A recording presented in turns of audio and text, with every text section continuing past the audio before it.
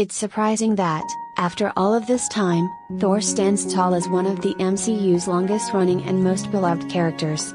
You might not have thought that after Thor, The Dark World, but the Thor of Thor, Love and Thunder is a far cry from the young Asgardian god we met in Thor or The Dark World. And while it's obvious that when Taika Waititi took over his story the series got a revitalization, that's not to take away from the path we took to get here.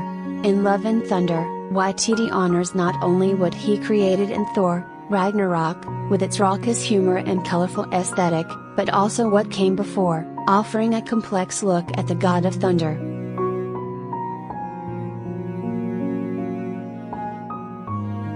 Love and Thunder follows a post-Endgame Thor, now traveling with the Guardians of the Galaxy.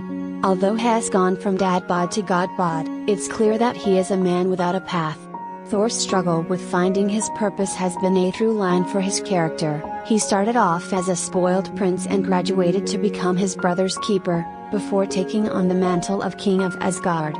Of course, after the snap and killing of Thanos, he spiraled into depression, and by the end of Endgame, he hands the kingdom over to Valkyrie, Tessa Thompson, telling her, "It's time to be who I am rather than who I'm supposed to be."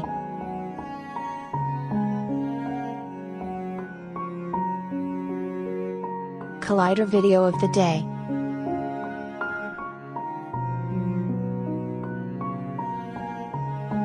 While Love and Thunder gives us back the comedic and confident Thor of movies past, we see that even if his fighting prowess is back at its peak, in an opening fight sequence that is sure to deliver loads of laughs, he's still rather lost.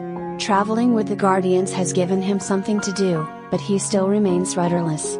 Thor never had the makings of a king, despite his royal destiny, and Love and Thunder gives him a new path to take, one that fits closer to who he is. When he learns that someone is killing gods and therefore he has a target on his back, his focus shifts to facing Gore the God Butcher, Christian Bale, starting him on his journey to finding a purpose.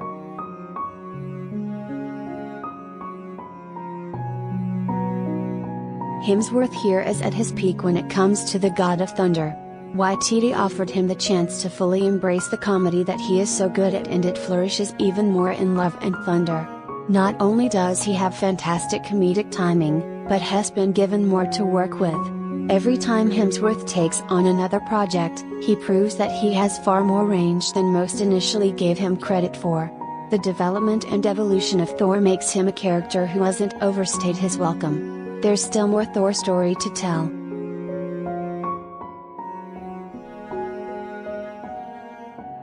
Opposite him is Bale's Gore, who will quickly join the ranks of other MCU villains by making you think, does this guy with awful teeth kind of have a point? Gore, on paper, is not exactly the most complex villain. He's got a standard tragic backstory, and his motivations are clear. We're not breaking any new ground with this character, but it's Bale's menacing and physical performance that makes it stand out. Bale is obviously no stranger to playing villains, or heroes, but the way he delicately balances the sadness of Gore's past with his vengeful slaughter of Gore's present makes him exciting to watch.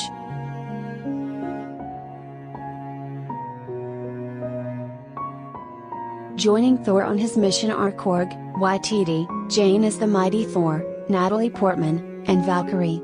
Love and Thunder is a perfect way to mark the official return of Portman as Jane, this time giving her a meatier role.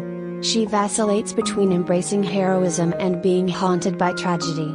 Comics readers won't be surprised by the path her story takes, but it is satisfying nonetheless to see Portman adding some more complexity to Jane. Her romance with Thor, which we only saw the beginning and end of, is explored further, and Portman and Hemsworth's chemistry is delightful on screen.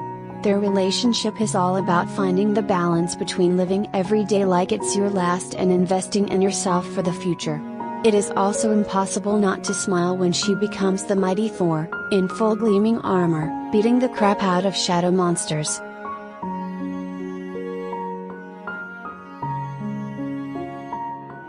King Valkyrie gets a break from her royal duties to head back on an adventure, and while Thompson is always perfect in her role as the capable warrior with a dry wit, the film doesn't go as deep as one would like with Val's character.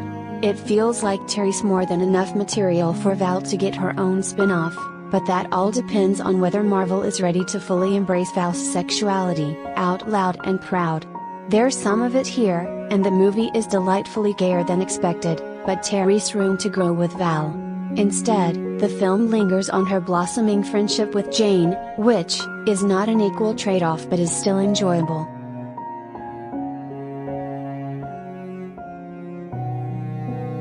With Love and Thunder, Waititi fully leans into his brand. Having co-written the screenplay with Jennifer Caden Robinson, his DNA is all over this film. Eccentric and funny, with touches of slapstick, and a heavy dose of heart and some melancholy, it's a familiar formula when it comes to Waititi's work, but not one that has lost its charm. Many of the shots in the film look directly plucked from comic book pages, with drastic shadows, dramatic colors, and sweeping landscapes. There's no mistaking what kind of movie you're watching. It's bizarre and bombastic, which doubles down the best of what a movie based on a comic based on Norse mythology could be.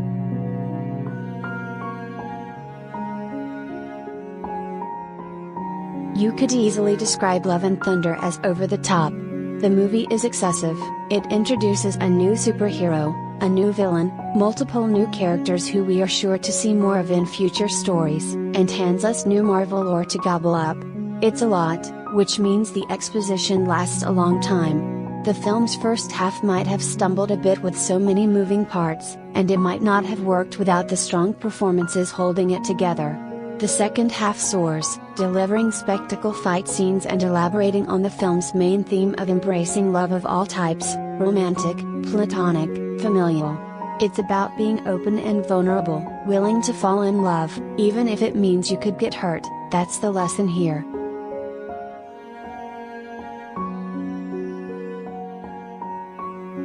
The film is not perfect, but for the fourth movie in a franchise, Love and Thunder exemplifies the new directions a character's journey can take while still being fresh and exciting. We are thankfully not subjected to a slew of cameos that make less sense plot-wise and are meant more as Easter eggs for the future of the MCU. Looking at you multiverse of madness.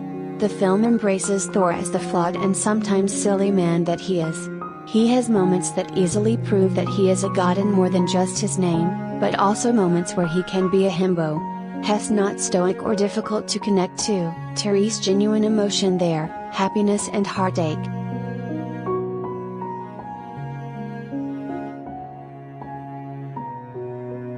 So, while there might be complaints about the film's pacing or weaker first half, Thor, Love and Thunder recaptured exactly what charmed me about these MCU movies. I never once rolled my eyes at a joke that was clearly dropped in, so it could be a zinger and make it to the trailer. It successfully silenced a rather jaded MCU fan by offering a story that had it all without having to sacrifice its soul to the MCU machine that is eager to churn out stories for future phases.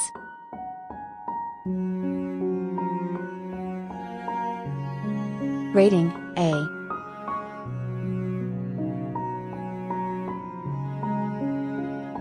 Thor, Love and Thunder comes to theaters on July 8th.